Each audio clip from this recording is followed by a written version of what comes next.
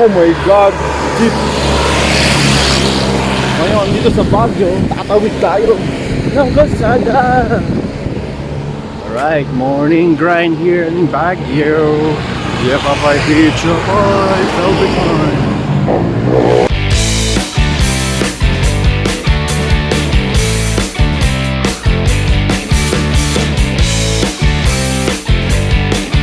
Hello boys and girls, it's me Solid here, and the following videos will be about Baguio.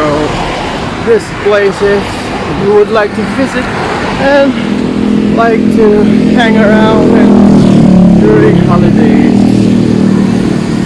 We're having a jog right now here. It's very cold and breezy, and let's explore Baguio in our own different way.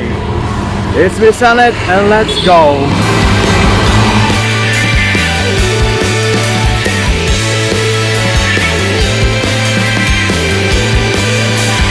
Joseph's. This is the Laperal House. It's called the White House,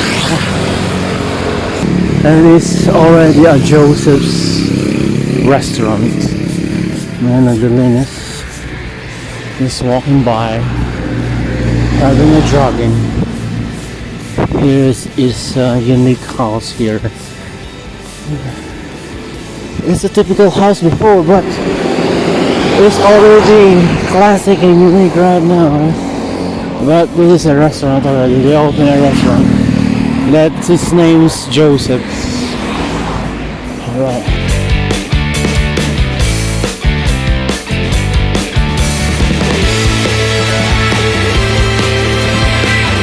Talagang marami nang nag-iba dito sa Baguio. Marami ng building, marami na rin taxi, at syempre marami na rin mga pwedeng pasyalan. Na noon talagang makita mo lang yung mga natural formations, natural tourist spot. May mahingi rin pala dito. Sa tingin ko dumadami rin ang motor dito. Ngayon marami nang na-invento mga pasyalan na yung iba ay napakamahal naman ng entrance. At syempre naglalakad tayo sa street. Yung dati walang mga condo na ganyan kataas-taas, diba?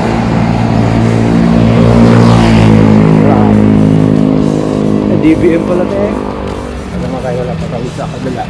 Ito yung street na malapit sa Teachers Camp area. Yung mga teachers camp yan, mga lahat ng teachers kaya nag-retreat saka nagpapakasyon sa pagkakalam ko. Pero kung i-google natin, ito ang voice over dyan. Teachers Camp was built as a training ground and vacation retreat for American and Filipino teachers.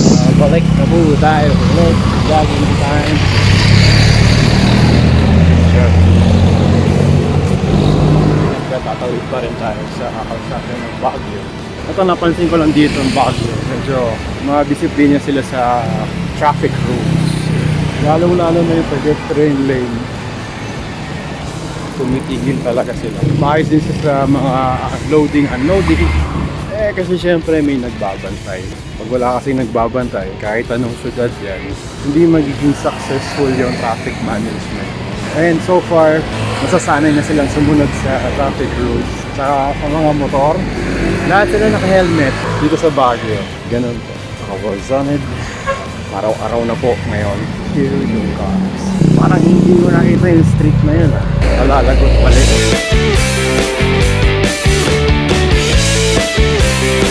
Kita natin ngayon, medyo foggy dito sa Baguio. Lalong-lalo na sa umaga. Pero alam nyo ba ngayon sa Maynila, malagablab ang init. Ganda mag-jogging pa mo pa. Sa Maynila, lumalagablab ang init. Grabe. So dito, hindi. Malamig kami. Kaya nakakainggan yung mag-jogging sa umaga. Ngayon, halos alas 6:30. Ano na, mag-alas 7. Pero mainit ang sikat ng araw. Pero, hindi masakit sa balat.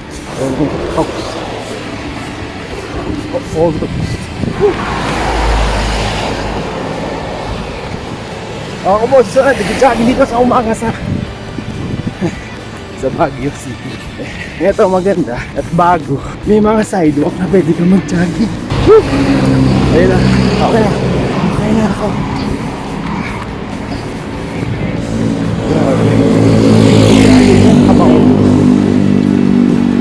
Wala lang. Ay. Sa pababa. Pababa. Nag-jogging. Ayos din. May mga kabataan, mga tao. Mga tao na nag-jogging din sa umaga. It looks like everyone's health conscious these days.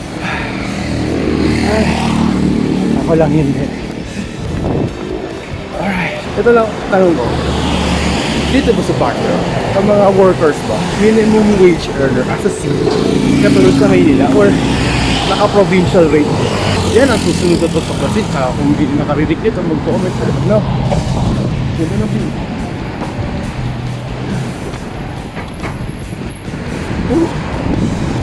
Ano makas na tayo.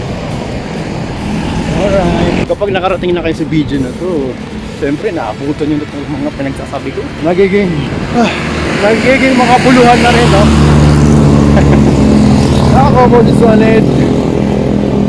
basta ikaw, kahit dito sa Baguio, basta inihaw. Manipis ang hangin. Dahil ako, actually kagabi, muntik na akong tuluyan talagang hikain eh. Manageable lang. Tumitindig at dumadobdob sa ano mo. Yung mga ano nga eh, mga chichirap. Nag-pop, Lucky Me, nag-pop.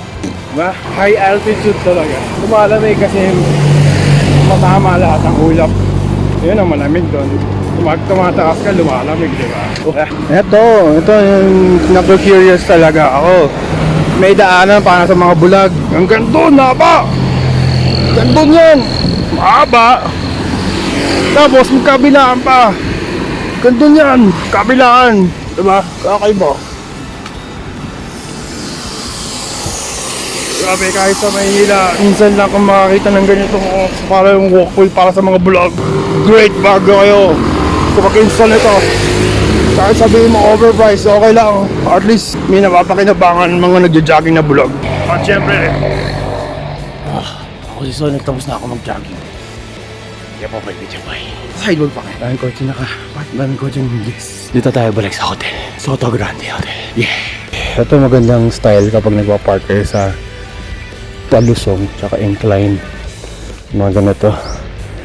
Ay, papaling nyo yung manibela nyo nakaganyan, diba? Tapos dito ganun din, ipapaling ninyo. Alright, ngayon maganda yan kasi pag na-feel yung preno or handbrake, dun siya tatama sa dun siya sa tatama sa sidewalk, hindi dadaot tapos ng tuluyan si car ninyo. Kaya may mga marunong, yung iba wala, hindi na alam.